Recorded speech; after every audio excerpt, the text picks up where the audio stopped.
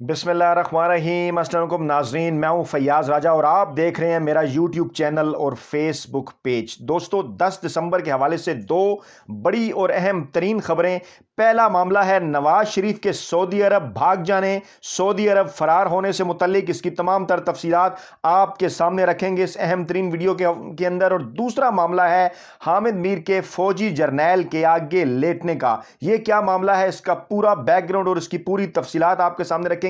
लेकिन पहले हम आपको यह बता दें कि नवाज शरीफ के भागने और फरार होने की जो तारीख है वो आज की नहीं है, वो बरसों पुरानी है। जमहूरियत हो, सियासत हो या फिर अवाम, इनकी नवाज शरीफ की नजर में कोई अहमियत नहीं। नवाज शरीफ क्योंकि ताजर हैं तो कभी भी घाटे का सौदा नहीं करते और अपनी दमड़ी, अपनी चमड़ी, अपना माल और अपनी खाल बचाने के लिए जमहूरियत, अवाम, रियासत और सियासत सबको दांव पर लगा देते हैं। इस हवाले से तफसीलात आपके सामने रखेंगे। और जनाब, पाकिस्तानी सियासत में जो मकाम नवाज शरीफ को हासिल है, बिल्कुल उसी तरह का मकाम पाकिस्तानी सहाफत में हामिद मीर को हासिल है। हामिद मीर पाकिस्तान के वो सहाफ़ी हैं कि जिन्होंने पाकिस्तान की रियासत, पाकिस्तान की सियासत, पाकिस्तान की जमहूरियत या पाकिस्तान की सहाफत की कभी फिक्र नहीं की। उन्हें हमेशा से फिक्र रही तो अपनी रेटिंग की, हमेशा से फिक्र रही कि यह रेटिंग कैसे बढ़ाई जाए, चाहे प्रिंट मीडिया के अंदर हो या इलेक्ट्रॉनिक मीडिया के अंदर। और अपनी इसी रेटिंग को हासिल करने के लिए चाहे उन्हें सहाफत को दांव पर लगाना पड़े, चाहे उन्हें जमहूरियत को दांव पर लगाना पड़े, चाहे उन्हें पाकिस्तान को दांव पर लगाना पड़े और पाकिस्तान की सालमियत के हवाले से सवालात उठाने पड़े, इस पर भी वो रेटिंग हासिल करने के चक्कर में रहते हैं। तो जनाब, मामला कुछ यूं है। मेरा यह मानना है कि नवाज शरीफ ने पाकिस्तानी सियासत को और हामिद मीर ने पाकिस्तानी सहाफत को जितना नुकसान पहुंचाया, इतना नुकसान शायद कोई नहीं पहुंचा सकता, ना माजी में किसी ने पहुंचाया और ना ही कोई आगे पहुंचा सकता है। और इन दोनों ने पाकिस्तान की सियासत और पाकिस्तान की सहाफत के साथ साथ पाकिस्तान की जमहूरियत को भी फौजी जर्नैलों की गोद में बैठकर गालियां निकाली। इसके सबूत हम माजी में भी आपके सामने रखते रहे हैं और आज भी हम आपको बताने जा रहे हैं कि आज 10 दिसंबर 2021 है। 10 दिसंबर 2021 की इस ताजा तरीन कहानी की तरफ ले जाने से पहले जो आज की 10 दिसंबर 2021 की दो बड़ी खबरें हैं कि कैसे नवाज शरीफ एक मरतबा फिर जो है वो सऊदी अरब फरार होने की तैयारी कर रहे हैं। मिन्नतें तरले उन्होंने शुरू कर दिए हैं। और इसी तरह हामिद मीर फौजी जर्नैल के साथ एक दरमियानी जरिए के वास्ते किस तरह से दोबारा जो है वो ऑन एयर करने के हवाले से कोशिशें कर रहे हैं, अपने मामलात एस्टेब्लिशमेंट के साथ बेहतर करने की कोशिश कर रहे हैं। माजी के ऊपर एक नजर डालते हैं। 10 दिसंबर 2000 यानी आज से तकरीबन 21 पूरे 21 वर्ष पहले 10 दिसंबर 2000 मेरा पाकिस्तान के अंदर अमली सहाफत में भी पहला दिन था। यानी आज मुझे अमली सहाफत करते हुए 21 वर्ष हो चुके हैं और यही वो दिन है, इस हवाले से मैंने एक ट्वीट भी किया, यही वो दिन है 10 दिसंबर 2000 कि जब नवाज शरीफ फौजी जर्नैलों से मुआहिदा करके पाकिस्तान के अंदर जमहूरियत को, सियासत को बेच के, अवाम को बेच के वो सऊदी अरब फरार हो गए। जब एक तरफ अपोजिशन उनके हवाले से तहरीक चलाने की तैयारी कर रही थी, नवाबजादा नसरुल्लाह का मशहूर ज़माना बयान भी जो है वो सबको याद होगा, जो कि अखबारात की जीनत भी बना कि मैंने पूरी दुनिया जो है वो सियासतदानों के साथ मामला किया, लेकिन पहली दफा एक ताजर के साथ मामला किया और वो ताजर हमें बेचकर सऊदी अरब फरार हो गया। जी बिल्कुल, जब जनरल मुशर्रफ ने इक़्तिदार पर कब्जा किया था, नवाज शरीफ अपने केसेस भुगत रहे थे अदालतों के अंदर और इस बात का भी और इस हवाले से उन्हें सजाएं हो चुकी थी और अपोजिशन इस बात की तैयारी कर रही थी कि वो इस हवाले से एक तहरीक चलाए मुल्क में जमहूरियत की बहाली की। उसी दौरान नवाज शरीफ तमाम कुछ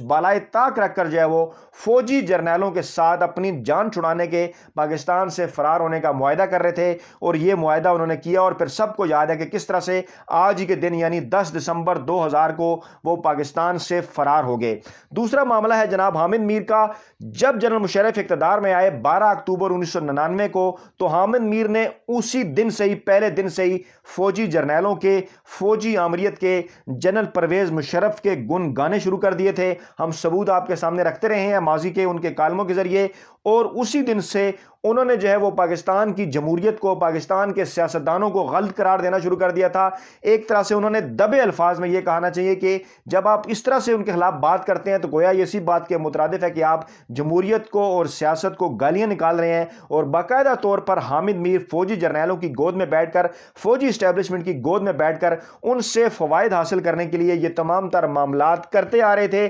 12 اکتوبر 1999 سے۔ لیکن پھر 10 اکتوبر 2000 وہ دن تھا جب یہ تمام معاملات پیک کے اوپر پہنچ گئے، اور اسی دوران ہمیں یہ اطلاعات بھی ملی، اور پھر ان کے کالموں سے بھی، اس دن کے آس پاس چھپنے والے کالموں نے بھی یہ بات ثابت کر دی کہ کس طرح حامد میر اسٹیبلشمنٹ سے، فوجی جرنیلوں سے، جنرل مشرف سے ذاتی فوائد حاصل کرنے کے لیے پاکستان میں جمہوریت کے خلاف لکھ رہے ہیں، پاکستان میں سیاست کے خلاف لکھ رہے ہیں، پاکستان میں سیاستدانوں کے خلاف لکھ رہے ہیں، اور آمریت کو جو ہے وہ پروموٹ کر رہے ہیں، فوجی جرنیلوں کے اقتدار کو دوام جو ہے وہ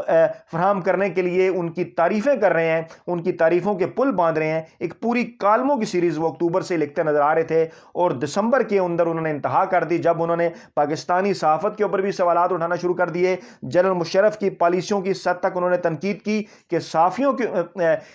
جو جنرل مشرف کی جو پالیسیاں تھیں اس کی اس حد تک انہوں نے تعریف کی کہ پاکستانی صحافت کے اوپر بھی وہ تنقید کرتے نظر آئے، پاکستانی صحافیوں کے اوپر بھی وہ تنقید کرتے نظر آئے، اور یہ کہنا شروع کر دیا کہ جنرل مشرف جو ہیں وہ پاکستان میں اسی قسم کے آزادی اظہار رائے کے قائل ہیں کہ جس قسم کے آزادی اظہار رائے کے قائل قائد اعظم محمد علی جناح تھے۔ یہ تمام تر اخبارات کی زینت ہیں یہ حامد میر کے کالم، اور ہم آپ کے سامنے پیش کرتے رہے ہیں۔ اب ہم بڑھتے ہیں آج کے دن 10 دسمبر 2021 کی کچھ تازہ ترین اطلاعات کی جانب، جو کہ اسی حوالے سے ہیں۔ اس میں سے پہلی بڑی اور اہم ترین اطلاع یہ ہے کہ اس سے پہلے بھی ہم آپ کو بتا چکے ہیں کہ عمران خان نے بھی اپنی ایک تقریر کے اندر اس بات کا ذکر کیا تھا کہ نواز شریف جو ہے وہ بادشاہوں کے ذریعے ان سے سفارش کروا رہے ہیں کہ ان کے حال کے اوپر رحم کیا جائے، اور یہ اشارہ ذرائع کے مطابق یقینی طور پر جو ہے وہ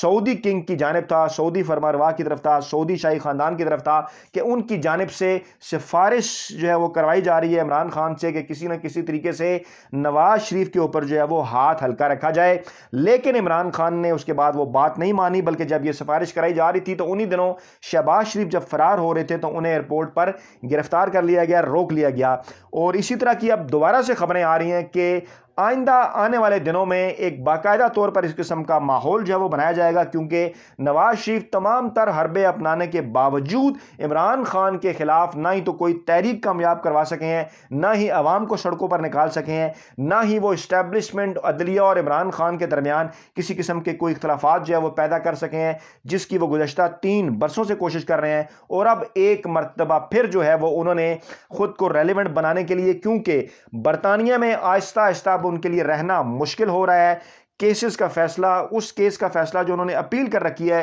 کیونکہ ان کے ویزے کی مدت میں توسیع نہیں کی گئی تھی اور انہوں نے اپیل کی ہوئی ہے اس حوالے سے، اور اب یہ اطلاعات ہیں کہ فیصلہ آنے کے بعد نواز شریف کیونکہ برطانیہ چھوڑنے کے متعلق سوچ رہے ہیں تو سعودی عرب ایک مرتبہ پھر ان کے لیے پہلا آپشن ہے جہاں وہ فرار ہونا چاہتے ہیں، اور اس حوالے سے انہوں نے مختلف ذرائع سے جو ہے وہ سعودی عرب جانے کے لیے سفارشیں جو ہیں وہ شروع کروا دی ہیں۔ یہی معاملہ دوسری جانب ہے خود کو ایک بڑا صحافی کہلانے والے نام نہاد دانشور حامد میر صاحب کا۔ حامد میر بھی ان دنوں ایک مرتبہ پھر جو ہے وہ ایکٹیو ہونے کی تیاریاں کر رہے ہیں۔ آپ کو یاد ہوگا انہی ویڈیوز میں بھی ہم آپ کے سامنے حقائق بیان کرتے رہے، اور حامد میر نے جو ایک تقریر کی تھی نیشنل پریس کلب کے باہر، جس کے بعد جنگ گروپ نے ان کے اوپر جو ہے وہ پابندی لگا دی تھی، اور اس کو اس طرح سے شو کرنے کی کوشش کی گئی کہ شاید کوئی پاکستانی اسٹیبلشمنٹ نے ان کے اوپر کوئی پابندی لگائی، اور اب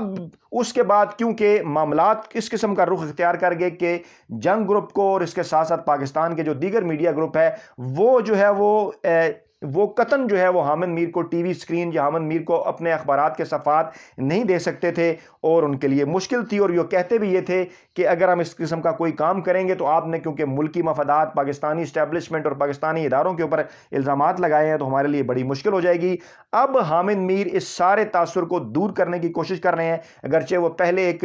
معافی بھی مانگ چکے ہیں جو کہ بظاہر جو صحافتی تنظیم ہے اس کی جانب سے سامنے آئی تھی۔ اب اطلاعات کے مطابق جو ہے وہ تبدیلی کے بعد، اہم ترین تبدیلی کے بعد، یعنی کہ ISI کے سربراہ کے طور پر جو اہم ترین تبدیلی ہوئی ہے، اس کے بعد ایک مرتبہ پھر وہ ریلیونٹ ہونے کے لیے کوشش کر رہے ہیں، اور ایک مرتبہ پھر ان کی یہی کوشش ہے کہ کسی طریقے سے فوجی اسٹیبلشمنٹ کے نزدیک ہوا جائے، جیسا کہ ماضی میں وہ یہ کام کرتے رہے ہیں کہ فوجی جرنیلوں کی گود میں بیٹھ کر نہ صرف ان کو سرو کرتے رہے ہیں بلکہ ان سے فوائد بھی حاصل کرتے رہے ہیں۔ تو یہ دو بڑی اور اہم ترین معلومات آج 10 دسمبر 2021 کے حوالے سے شیئر کرنی تھی، جس کا ایک پورا بیک گراؤنڈ جو ہے وہ 10 دسمبر 2000 کا بھی ہے، کیونکہ 10 دسمبر 2000 کے یہ دو بڑی جو چیزیں تھیں حامد میر اور نواز شریف کے متعلق، یہ مجھے اس لیے بھی یاد تھیں کیونکہ 10 دسمبر 2000 میرا عملی صحافت میں پہلا دن تھا، اور آج مجھے عملی صحافت میں باقاعدہ طور پر 21 برس ہو گئے ہیں۔ اپنا بہت خیال رکھیے گا، دعاؤں میں یاد رکھیے گا۔ نئی ویڈیو کے ساتھ جلد آپ کی خدمت میں حاضر ہوں گے۔ اللہ نے کے بعد